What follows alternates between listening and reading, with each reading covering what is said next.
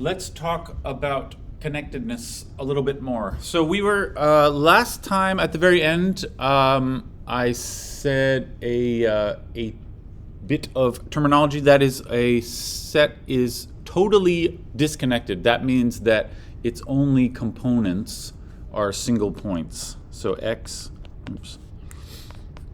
is totally disconnected. This is what I said at the end last time. I just had one more example of this, and then we'll talk about something a little bit different. I have, for today, I have two strange theorems, strange facts. We're not really going to go over them as theorems and proofs or whatever, but strange facts that you can impress your friends with. But I just want to say one more thing about totally disconnected things. Totally disconnected. X is totally disconnected when the components are all individual points, single points. That is like, Z is totally disconnected.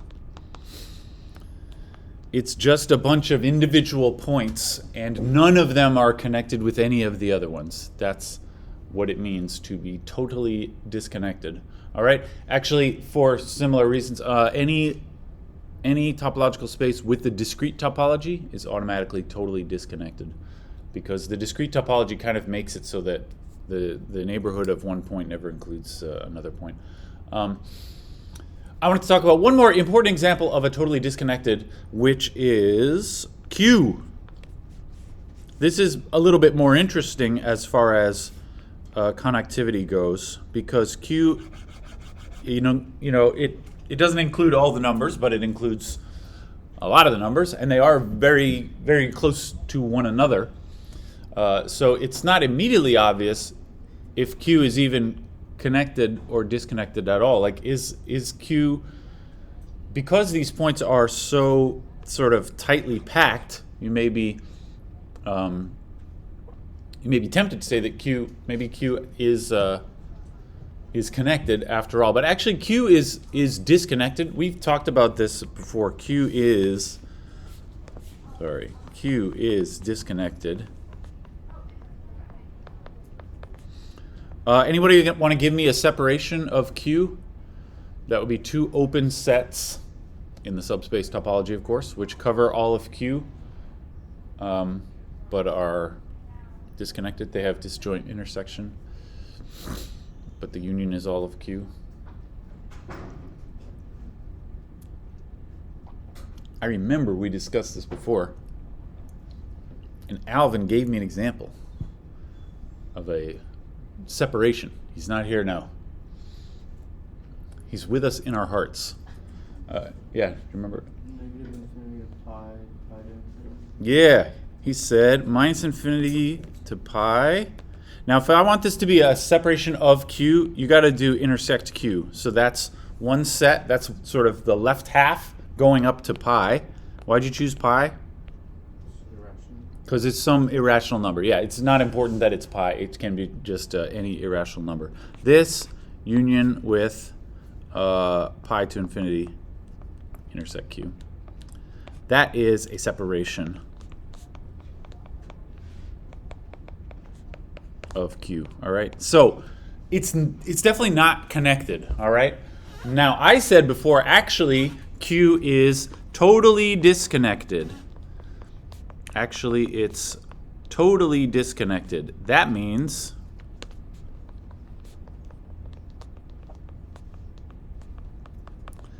if you look at the components, remember the component is just like one of the pieces of this thing. Since I have this disconnection, it suggests, the sets really that I'm using are this interval and this interval, right?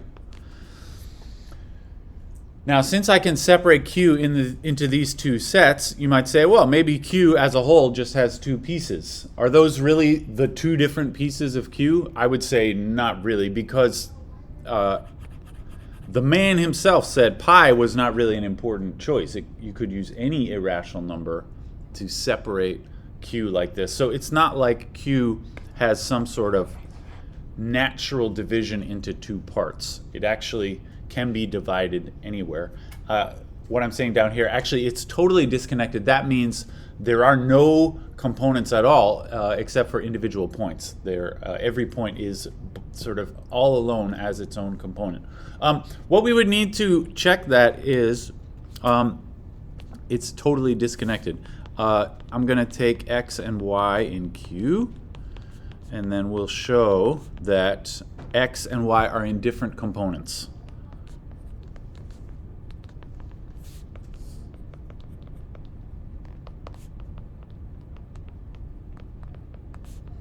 Of course, I mean when x is not equal to y, right? Obviously, if x and y are the same, then they are in the same component. But we're going to show that x and y are in different components in the case when x is not equal to y. Anybody recall from last time the standard way to show that two points are in different components? I gave a little advice last time about if you want to show 2 points are in the same component, you have to find a connected set that they are both a part of. What about showing that they're in different components?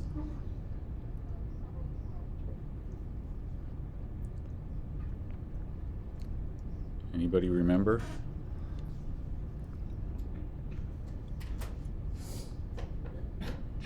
This is like, you know, if I have 1 point over here and 1 point over here, how do you demonstrate that they're in different components? Do you remember? There's sets that are destroyed by negative.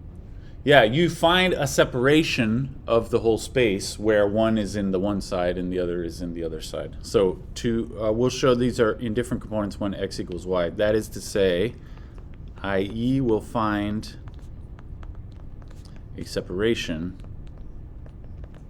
you know, Q equals U union V,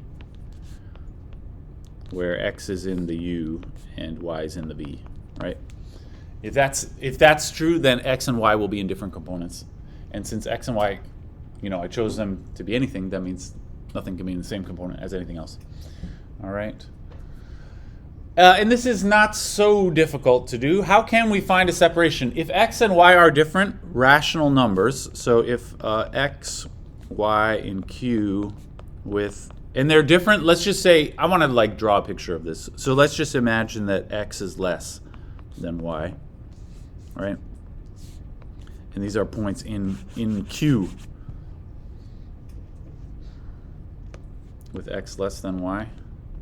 Is there a separation of Q that puts x on one side and y on the other side? That's what I would like to do here. Now, you know, Kevin used the separation using pi. Now, you don't know for sure that pi is in between here, but do you know for sure that you can separate on some number in between? It sounded like Siri, but I think it's a real person. But it was. I think you can separate by some number in between. Pi might not be in between here, but is it true that there's always, really the point is, there has to be an irrational in between. Is there always an irrational in between two rationals? The answer is yes. That's because of the density of the irrational numbers. So if x and y are in Q with x less than y, I can say for sure there exists a z, which is not in Q, with x less than z less than y, right? There's some irrational z right there. This z is in R minus Q. R minus Q being the irrationals, all right? I've seen sometimes a notation for the irrational numbers. Sometimes people write it this way, which I think is cute. That's like a backwards Q. Isn't that cute? That's the irrationals. Anyway, that's a little too cute for my personal taste. Just if you like that, that's fine. All right, put a z in the middle there, an irrational, and then can you make a separation using z that puts x and y on opposite sides? Yeah, you just do, you know, like he said, but not using pi. You use z instead. So now I use u equals the interval minus infinity to z intersect q, and v equals z to infinity intersect q. And that is a separation, which is what we wanted. We have separated the space putting x and y on opposite sides. So this is a separation. There are individual details to check here, but I don't want to get into the details. They have to both be open sets, which they clearly are using the subspace topology. They have to be disjoint also, which they are. This is a separation. So that means x and y are in different components.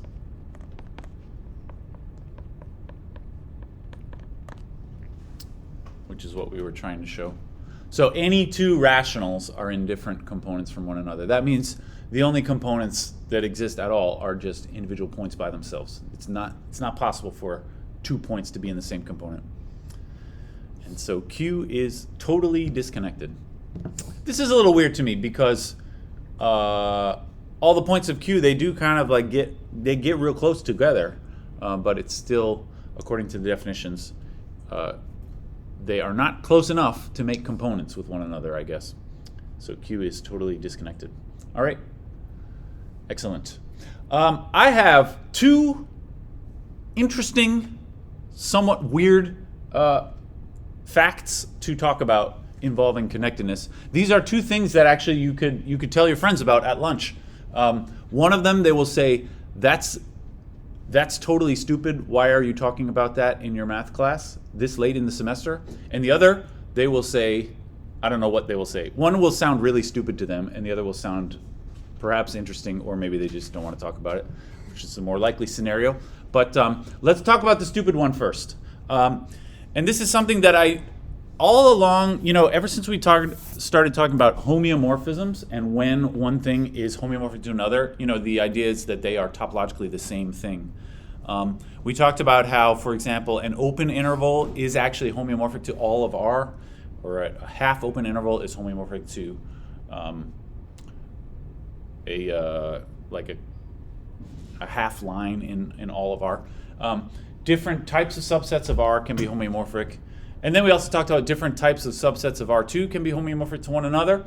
But we never talked about this basic and I would say somewhat stupid question. Is R homeomorphic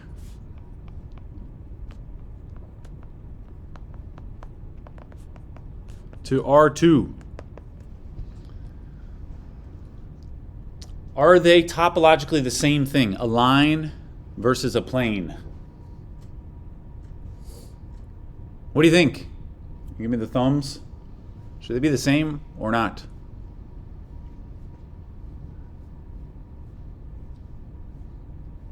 Is a line the same thing as a plane? Everyone's giving me the thumbs up. I give this a big thumbs down. I feel like the line should definitely not be the same as a plane in topology. I mean, if they were the same, then I would feel weird about that. Just because I feel like the line really should be different from the plane. The answer here is no, but the weird thing is that this is actually quite difficult to demonstrate, which is why we never talked about it before. I don't know if anybody was wondering about this. Why doesn't he talk about line versus a plane? The answer is no, but I will say this is hard to show just using definitions of homeomorphisms.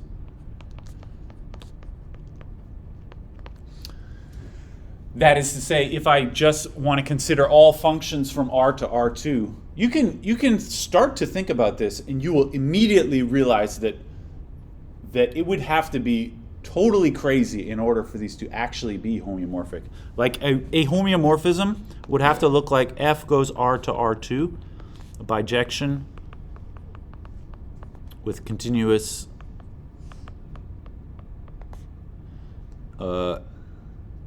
F and F inverse, right? That's what homeomorphism means.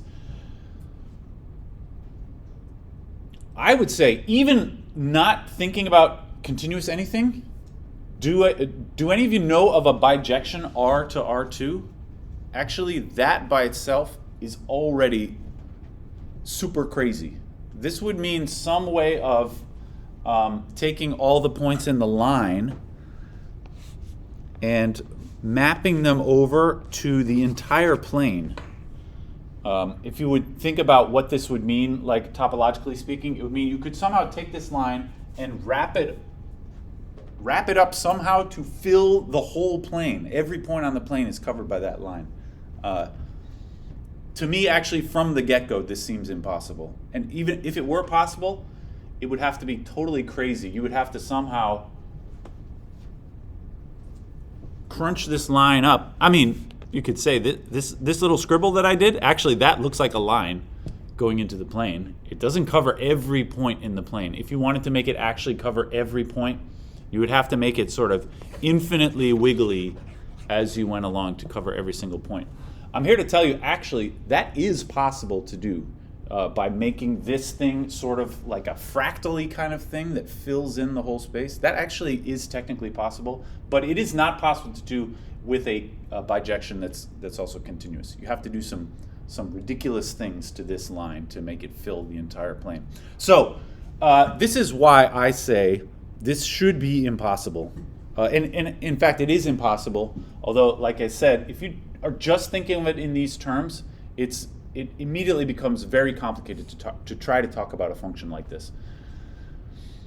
It turns out this becomes easy if you know something about connectedness, and this is a surprising fact. A line really is different from a plane, and it has to do with connectedness. Now, a line and a plane are both connected, so it's not that one is connected but the other is not connected, because they are both connected. So R and R2 are both connected.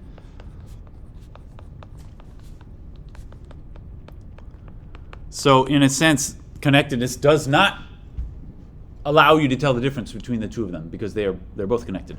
The trick is, this is not obvious, but somebody figured this out at some point. The trick is to consider, what if you remove one point from either of them? If I remove a single point, so R, let's just remove 0. I mean, it doesn't really matter which point you take out. Removing a single point from R, that is disconnected, right? Because you have if I remove 0, you have the positive side and the negative side, and this is disconnected. This is disconnected. What happens if you remove a single point from R2? The answer is it's still connected, even after you remove a single point from R2. But R2 minus whatever, again, it doesn't really matter what point you take out. I will take out, the origin. How about 0 with a little vector, meaning the 0 vector, meaning the origin. This is connected. All right? And that means those two things are not homeomorphic, because they are topologically different, because one is connected and the other is not. And that means the original two things with that one point reinserted are also not homeomorphic. This is the argument. So R minus 0 is not homeomorphic to R2 minus 0. And this means if I were to reinsert that point, then they are not homeomorphic. So that means R is not homeomorphic to R2. Not homeomorphic to R2. If you ask me in words, to explain why is a line not the same as a plane in topology, the answer, or one possible answer, is if I take a point away from a line, I get two separate things. But if I take a point away from a plane, it's still all connected. And so those two topological spaces cannot be the same, because they behave differently when you remove a point and then ask if it's connected or not. All right. So this demonstrates that R is different from R2, and actually this works for any higher dimensions too. I'll say similarly, R is not homeomorphic to Rn for n more than 1. For the same reason, if you think about like R3, if you remove a point from R3, it's still connected, and so that's different from R, because if you remove a point from R, it becomes disconnected. All right. This is actually the easiest way that I'm aware of, the easiest way to explain why R and R2 are not the same thing. It has to do with connectedness. So you can tell your friends that you finally learned why a line is not the same as a plane. This is what I thought your friends would think is stupid. It seems like there should be a much easier way to discuss this, but there isn't. Here's a little puzzle for your friends. How about R2 versus R3. This is a plane versus a three-dimensional space. Again, they are not the same thing. If you could imagine a homeomorphism from R2 to R3 would somehow start with a single plane and somehow wrap it up, crunch it up to get an entire three-dimensional space. Just in the same way that I was saying, this would require bending a line around so that it fills the entire plane, which technically is possible, but not in a continuous bijective way. What about this though? This would involve, it would be similar, taking a plane and somehow crunching it up and making the entire three-dimensional space. This again should not seem possible using a homeomorphism. But unfortunately, that business about the connectedness, that same argument doesn't work. If I remove a point from R2, it's still connected, and if I remove a point from R3, it's also still connected. So you still can't tell the difference by removing a point. Here's a little puzzle to think about. Could you remove something else from either of those two sets that actually makes them look different in terms of connectedness? Anyone have an idea? I'm going to, instead of removing just a point, yeah? Yeah, how about an entire line? So if I look at R2 minus a line, you could think of like, how about, just to be specific, let's remove the x-axis. That's disconnected, right? You end up with two half planes, the top and the bottom, but not the line in the middle. All right, so this is disconnected versus R3 minus a line. And I can use the x-axis again, right, in R3. This is still connected. That's because it looks like, if that's my x-axis, right? It's the entire three-dimensional space, but you take a line out, the resulting thing is still connected though. So R2 versus R3. This is how you would demonstrate that R2 and R3 are not the same, because each of those spaces, removing a line, makes it look different. All right. And so on. You can, in general, you can show that Rn is never the same as Rm by removing a certain hyperplane or something, a certain subspace through the origin. Here I removed a one-dimensional subspace. If you like to talk about this in terms of linear algebra, if you want to distinguish, say, R7 from R15, you would remove probably a six-dimensional subspace or something like that, which would, if you remove a six-dimensional subspace from R7, it would disconnect it. But if you remove a six-dimensional subspace from R16, it doesn't matter. It's still connected. All right, great. So this is Rn versus Rm. They're all different, although this is not an obvious fact. I mean, it's obvious at an intuitive level, but hard to demonstrate for sure. All right, this was the first fact, the stupid sounding one that you can tell your friends. All right, the second fact that you can tell your friends. This is quite a bit less stupid sounding, although they may be less interested because it's a little more technical, but it is something that everybody can understand. I would like to talk about a strange but true fact about functions, continuous functions, S2 to R. Maps S2 to R.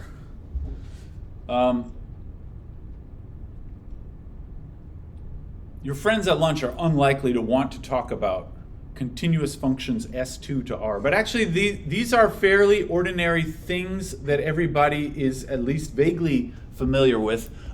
Such a thing you can think of as, starting with S2, remember, is the circle, the sphere, in R3, the sphere in R3, and it is being sent in a continuous way into the real line, the entire.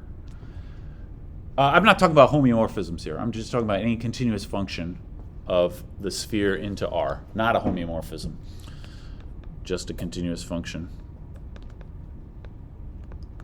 In our previous interesting fact, I was talking about homeomorphisms, but no longer. All right.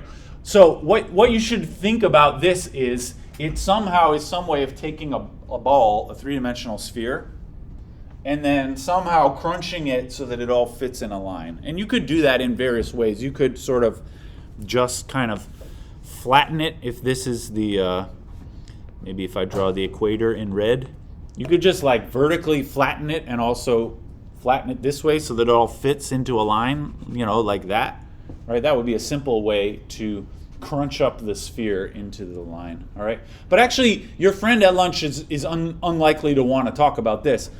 Something that's a little more interesting, a more interesting way to view such a function is it is a function where for any x on the surface of S2, like x is just a point anywhere in there, f of x is a number, a real number, right?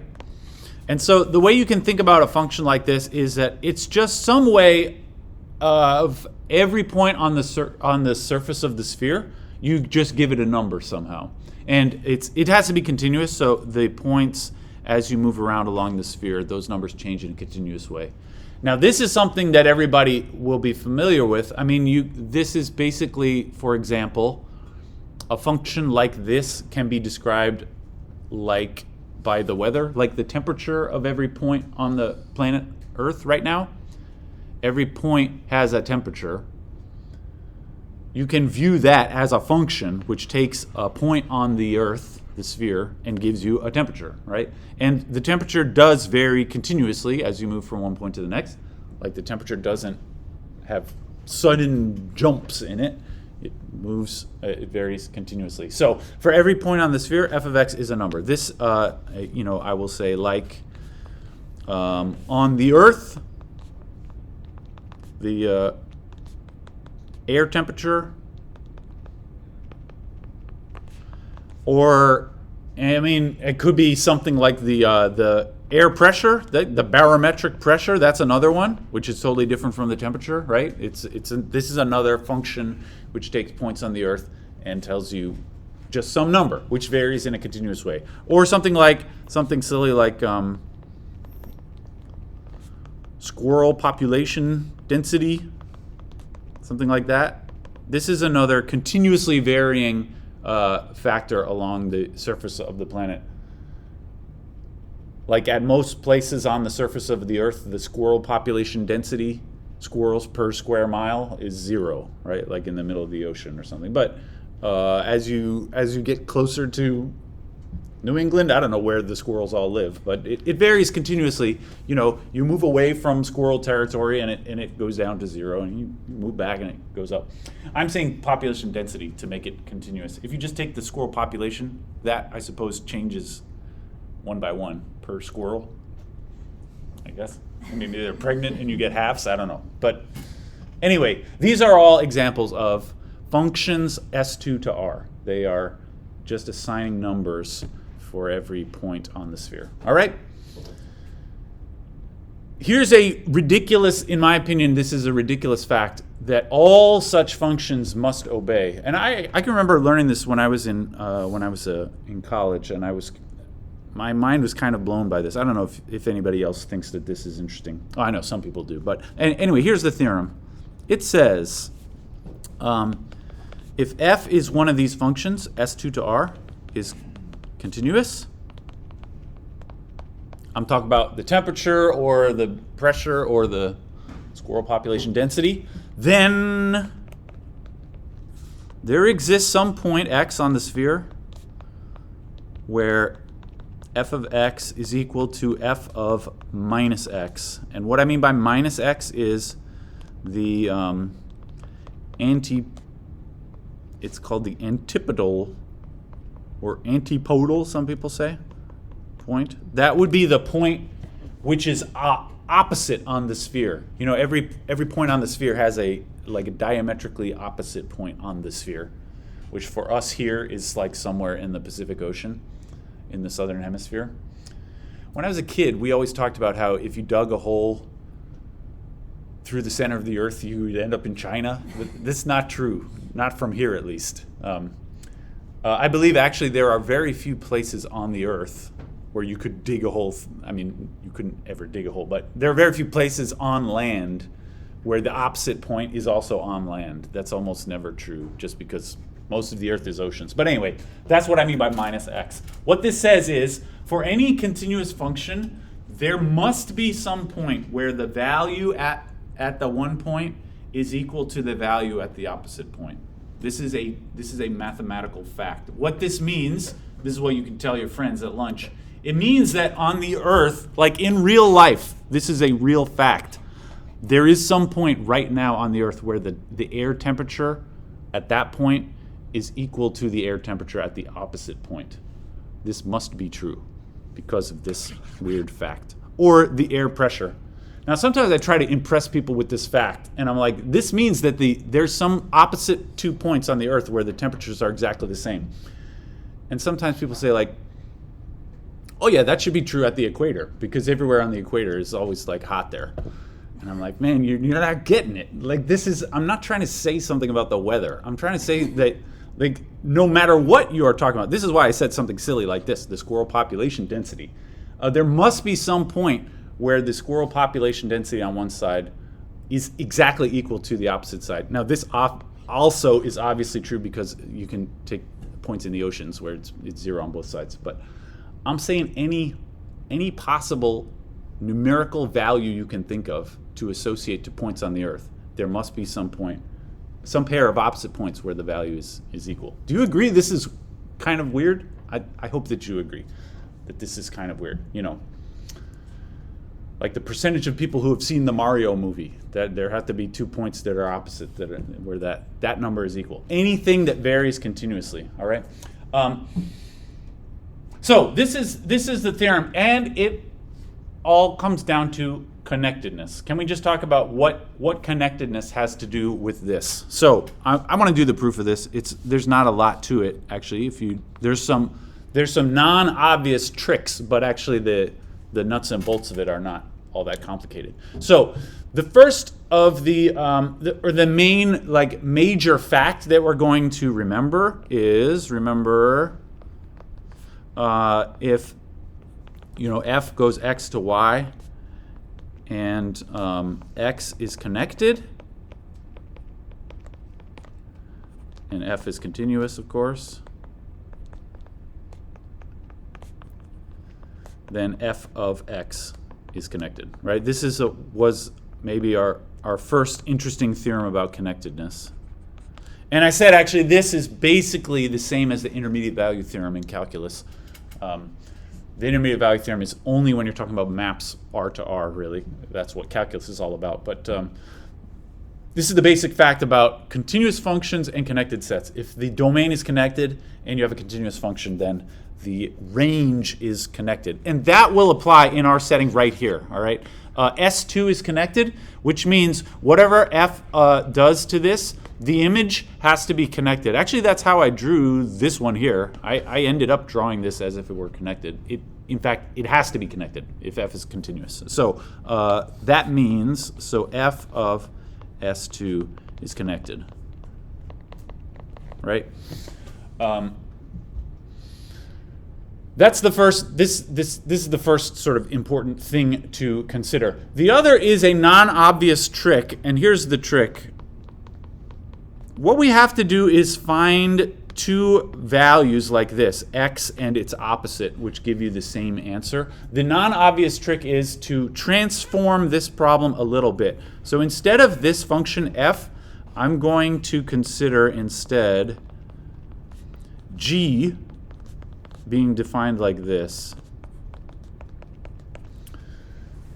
I don't know if you have perfect recall of your real analysis class, but you probably did some tricks involving some kinds of things like this when you talked about the intermediate value theorem in real analysis. But I'm going to consider instead this function g of x, where you take one point and subtract away its opposite point. Now, to show that there is some place where these two are equal, this is equivalent to showing there's some place where g gives me 0. Because if g ever equals 0, that's the same as this. So instead of trying to demonstrate that, I'm going to demonstrate, I'll say we'll show that there exists x with g of x equals 0. All right? This is equivalent to the original thing, which was to show that f of x equals f of minus x. Okay, that's a non-obvious trick. But once you're set up this far, then things should go pretty well. So first of all, I'm going to say, g is also continuous. If I have f F was assumed to be continuous, and then I combine it in this way by sort of just adding things together. G will also be continuous. So G is continuous, and so that means G of S2 is connected. I wrote F at the top. Actually, it's not important that F of S2 is connected.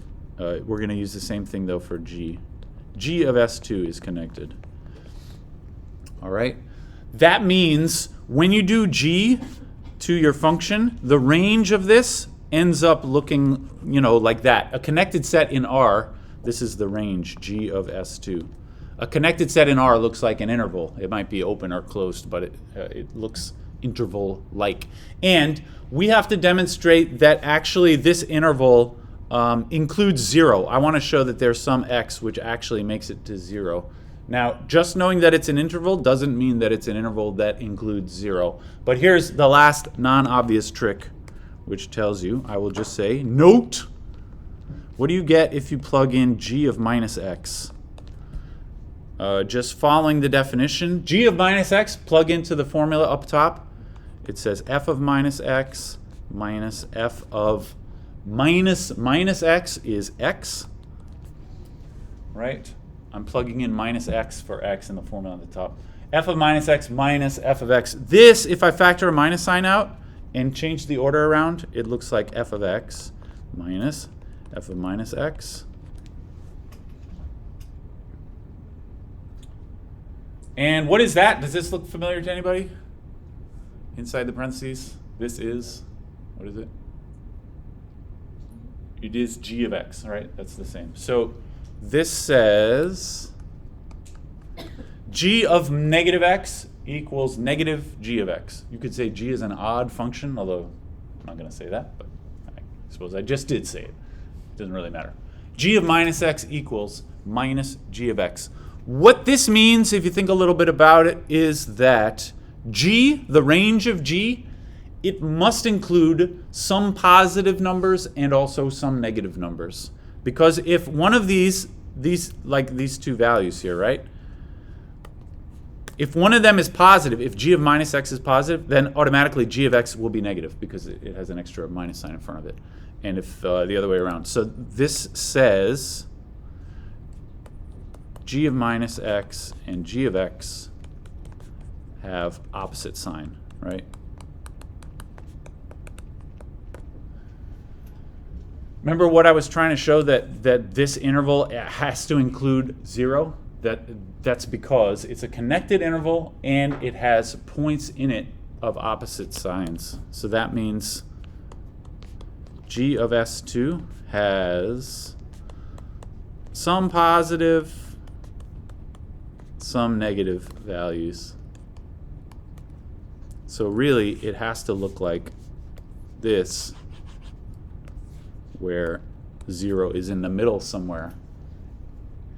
And because it's connected, it means it has some 0 values. This is basically the intermediate value theorem. All right, g of S2, the range, has some positive and some negative. And because it's connected, that also means it includes 0. Since GS2 is connected,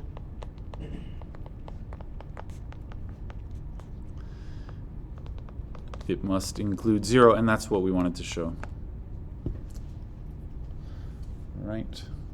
Here ends the proof. So this demonstrates that there are two opposite points on the sphere which have the same value of the function.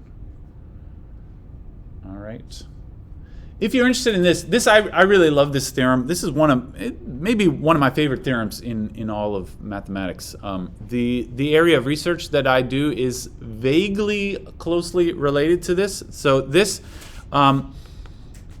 is actually a special case of a famous named theorem, which is called the Borsuk-Ulam theorem. This is named after two people, Borsuk and Ulam. They were both Polish.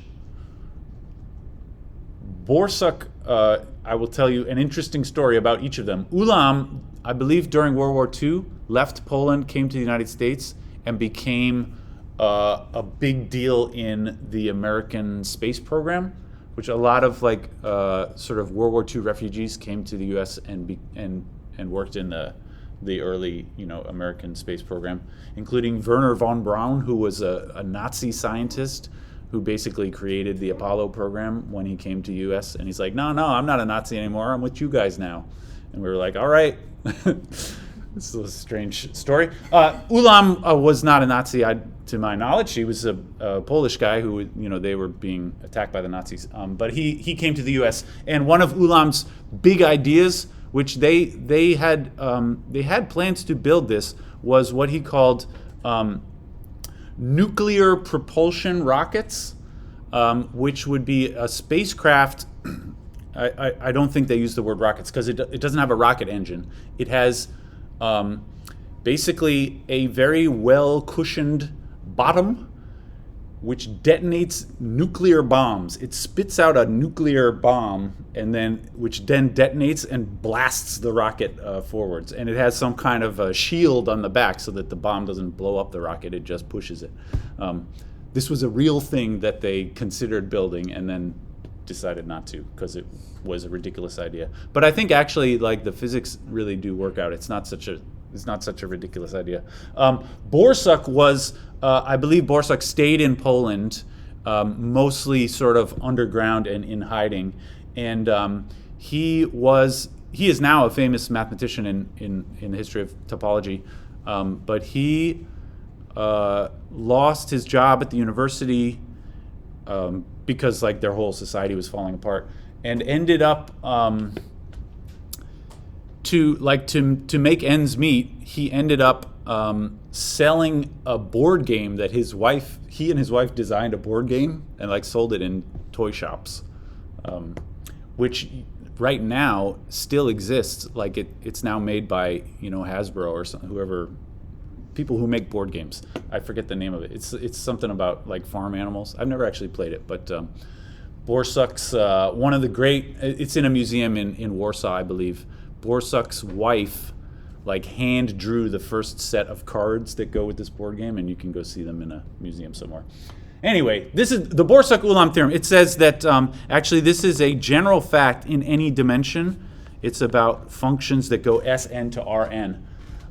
They always. So this is for any function like this. There exists a point in Sn with f of x equals f of minus x. This is actually, what I just wrote is stronger. What I wrote before was S2 to R1. Actually, you can do it S2 to R2. And what that means is, rather than assigning one number to each point on the sphere, you can assign two numbers. This can go S2, if you read n equals 2, it can go S2 to R2, which means each point on the sphere gets two numbers instead of one number.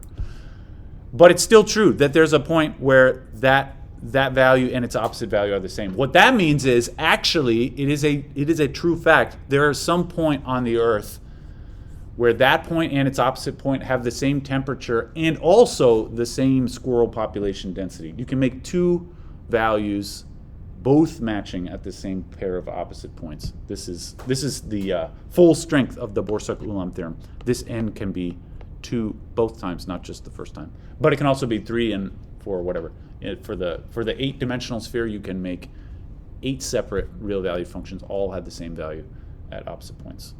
Strange and interesting, in my opinion. I really like the Borsuk-Ulam theorem because it does in some ways say something about the real world, even though it's so weird, and I don't think that there's ever a case where you could somehow use this fact in real life to make more money or build a better car or something like that. It's just a weird fact that is true about the real world. Any thoughts about that? I don't know. I think maybe you can tell. I think that it's really cool. I don't know if anybody else does. Okay, great. Let's say we got 5 more minutes. I can start talking a little introduction. What I want to talk about next is something that I alluded to last time, and that is a different type of connectedness, which has to do with points being connected along a path. Like, can you get from here to there? This is called, for obvious reasons, path connectedness. Path connectedness, all right? And it turns out to be different from ordinary connectedness, but it looks like it should kind of be the same sort of a thing. But here's the idea. This is based on a path from x to y. This means sort of what you think it means. It means if x and y are 2 points within my big topological space here, x and y, a path is something like that, right? It's like a line that starts at x and ends up at y. This is a path from x to y. Or it could look like, that one that I drew is kind of nice, I guess. It could look like a straight line, of course, but it doesn't have to be a straight line. Or it could even look like a ridiculous line that does this, you know, and eventually ends up back at y, right? That also counts as a path. Any of these things count as a path from x to y. In particular, I drew this ridiculous one to emphasize that it is allowed for a path to intersect itself, all right? A path is allowed to go back over the same points. Now, in real life, there's usually no reason to do that, but that still technically counts as a path. All of these things are paths from x to y. So a path is basically, I would say, it most resembles a closed interval, right? Because it has 2 endpoints on it. And then in between it sort of looks like a line. Although, like I said, it doesn't have to be a straight line. It doesn't even have to be injective, like this line can intersect itself. But it just has to look more or less like a line. So here's the true definition. A path, so I will just leave us with with 2 definitions here, and then we'll talk more about it next time. So in some space x, a path from x to y, if x and y are 2 points, is a continuous function f, which goes from the closed interval 0, 1 into x, with f of 0 equals x and f of 1 equals y. All right? This is the definition of a path. It's a bit abstract. A path from x to y is what I'm defining. It can look something like that. All right? It says a path is a continuous function. This is why it's a little bit abstract. You know, when I say path, what you should have in your mind is this squiggly thing. All right? But that's not actually what the definition of the path is. The path is defined as a function from the closed interval into x. So you should really, what the path really is some function which takes the ordinary straight line interval and bends it around and turns it into this squiggly thing. All right? Now you could think of the squiggly thing as the path, but it turns out when you're trying to say things about paths, it's actually much more convenient to think about the function which creates the path than this squiggly thing on its own. All right, so a path from x to y is a function from the unit interval. It's not really important that I'm using the unit interval, but you might as well. You can use any interval you want, where the 0 goes to the first point and 1 goes to the last point. All right, this is called a path. And can I just say in our remaining 1 minute, and then we'll talk about this more next time, what does it mean for a space to be path connected? That is, it is connected in terms of paths. It means for any x and y, you can always go from x to y using a path. So that's what I'm going to say path connected means. We say x is path connected if for any x and y in x, there exists a path from x to y. You can always get there from here. That's what path connected means. All right? It turns out this is not exactly the same as connected, as we discussed it before, but we'll see more next time. All right. See you Friday.